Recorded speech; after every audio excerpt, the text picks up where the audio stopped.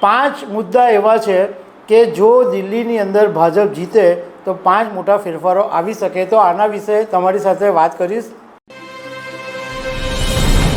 નમસ્કાર.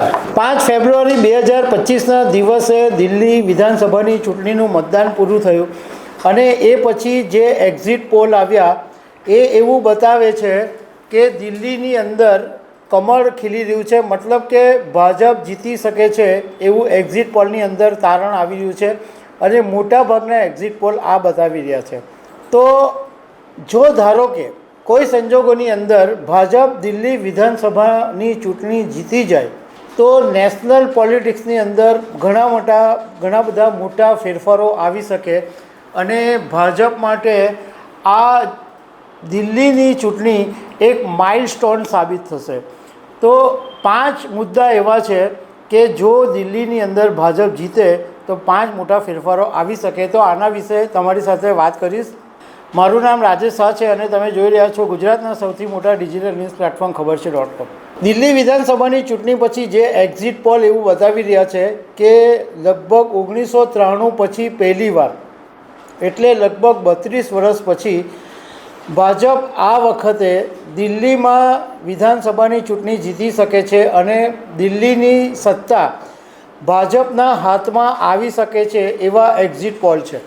હવે જો આવું થાય તો હરિયાણા અને મહારાષ્ટ્ર પછી ભાજપની જે વિજય ગાથા છે એ ચાલુ રહી શકે.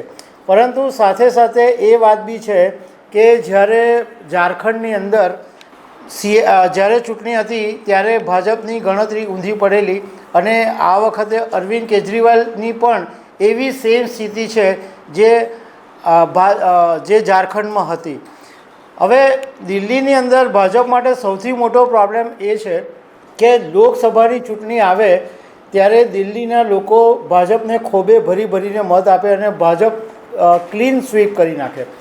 પરંતુ વિધાનસભાની ચૂંટણીમાં ભાજપ માટે દિલ્હીની સત્તા મેળવવી હર હંમેશ મુશ્કેલ બની જાય છે, કારણ કે ત્યાં કમળ ખીલી શકતું નથી. હવે હું મુખ્ય વાત એ કરું કે ધારો કે કોઈ સંજોગોની અંદર 8 તારીખે જ્યારે પરિણામો જાહેર થાય ત્યારે ભાજપને જો જીત મળે તો રાષ્ટ્રીય રાજકારણની અંદર 5 મોટા ફેરફારો આવી શકે.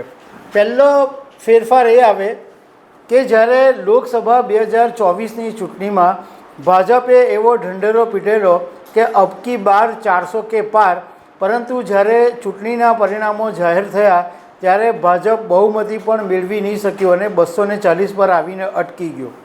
એ વખતે રાજકારણની અંદર એવી ચર્ચા શરૂ થયેલી કે પ્રધાનમંત્રી નરેન્દ્ર મોદીનો જે કરિશ્મા છે એ હવે ઘટી રહ્યો છે, એમની જે લોકપ્રિયતા છે એમાં મોટો ઘટાડો આવી રહ્યો છે. હવે જો દિલ્હી વિધાનસભાની ચૂંટણી જીતી જાય તો ફરીથી પ્રધાનમંત્રી નરેન્દ્ર મોદીનો જે કરિશ્મા છે એ પાછો આવી શકે અને એવું માનવાનું કારણ બની શકે કે ભાજપની પાસે પ્રધાનમંત્રી નરેન્દ્ર મોદી સિવાય બીજો કોઈ વિકલ્પ નથી. એક જ એવો ચહેરો છે કે જે કોઈ પણ ચૂંટણી જીતાડી શકે છે. બીજું કે પ્રધાનમંત્રી નરેન્દ્ર મોદીએ હમણાં 2 દિવસ પહેલાં જ એક એવો વાતમાં ઈશારો આપેલો કે હજુ તો મારે ઘણી બધી દેશની સેવા કરવી છે.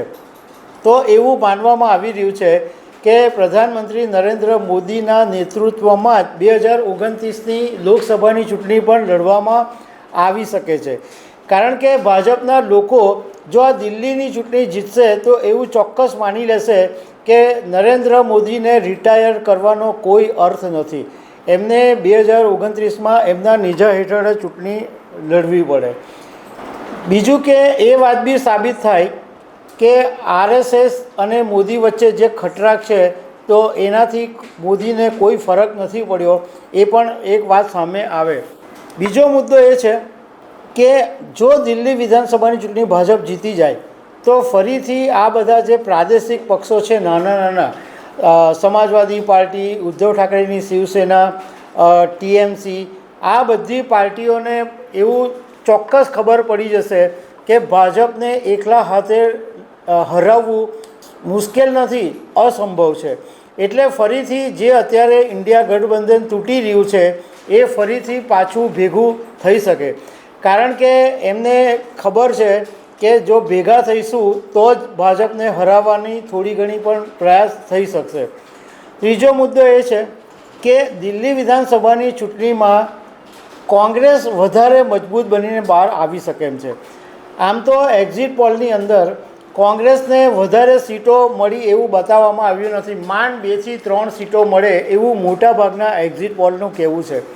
પરંતુ જાણકારોનું માનવું એમ છે કે જો દિલ્હી વિધાનસભાની ચૂંટણીમાં કોંગ્રેસ 8 થી 10% વોટ શેર બી મેળવી લેશે તો કોંગ્રેસ માટે બહુ મોટો ફાયદો થશે અને દિલ્હી અને પંજાબની અંદર કોંગ્રેસ મજબૂતાઈથી આગળ વધી શકે એનો એક રસ્તો કોંગ્રેસ માટે ખુલી શકે. કારણ કે મુસ્લિમ વોટર્સ તો કોંગ્રેસની સાથે છે, પરંતુ દલિત વોટર્સ છે એ બી કોંગ્રેસની સાથે ભવિષ્યમાં આવી શકે. તો આ વિધાનસભાની ચૂંટણીમાં, દિલ્હી વિધાનસભાની ચૂંટણીમાં કોંગ્રેસ મજબૂત બની શકે એમ છે. ચોથો મુદ્દો એ છે કે જો કોઈ સંજોગોની અંદર દિલ્હી વિધાનસભાની ચૂંટણી ભાજપે જીતી તો વન નેશન વન ઇલેક્શન અને વકફ બોર્ડ બિલ છે એના માટે ભાજપનો રસ્તો છે એ થોડો સરળ થઈ જશે અને ભાજપ આત્મવિશ્વાસથી આગળ વધી શકશે. પાંચમો મુદ્દો એ છે કે રાષ્ટ્રીય સ્વયંસેવક સંઘ RSSની જે શક્તિ છે એની સમીક્ષા કરવી પડશે. કારણ કે લોકસભા 2024માં JP નડ્ડાના નિવેદન પછી એવું માનવામાં આવતું હતું કે RSS અને ભાજપ વચ્ચે એક અંતર આવી ગયું છે, એક ખટરાગ વધી ગયો છે, એક દિવાલ ઊભી થઈ ગઈ છે. પરંતુ મહારાષ્ટ્ર વિધાનસભાની ચૂંટણી અને હરિયાણા વિધાનસભાની ચૂંટણીમાં RSSએ એકદમ એક્ટિવ થઈને કામ કરેલું હતું. મહારાષ્ટ્ર વિધાનસભામાં તો દેવેન્દ્ર ફડણવીસને જીતાવવા RSS ગ્રાઉન્ડ લેવલે ઉતરીને મહેનત કરી હતી, એવું હરિયાણામાં બી કર્યું હતું. અને દિલ્હીમાં પણ રાષ્ટ્રીય સ્વયંસેવક સંઘ છે એના જે કાર્યકરો છે એમણે દિલ્હી વિધાનસભામાં એટલી બધી મહેનત કરી હતી કે લગભગ 50,000 જેટલા ડ્રોઈંગ રૂમ ચર્ચાનું અભિયાન RSSએ શરૂ કરેલું. RSSના કાર્યકરો મધ્યમ વર્ગના લોકોના ઘરે ઘરે જઈ અને ડ્રોઈંગ રૂમમાં ચર્ચા કરી હતી કે ભાજપ સિવાય કોઈ વિકલ્પ નથી અને RSS ફરીથી સક્રિય થયું છે. તો જો દિલ્હી વિધાનસભાની ચૂંટણી ભાજપ જીતશે તો RSSની જે શક્તિ છે એની ફરી સમીક્ષા કરવી પડશે અને RSSની સાથે ભાજપનું જે અંતર વધેલું છે એને ઘટાડવાની પણ કવાયત થઈ શકે છે. તો દર્શક મિત્રો, આવી અનેક વાતો સાથે અમે તમને મળતા રહીશું. Thank you very much.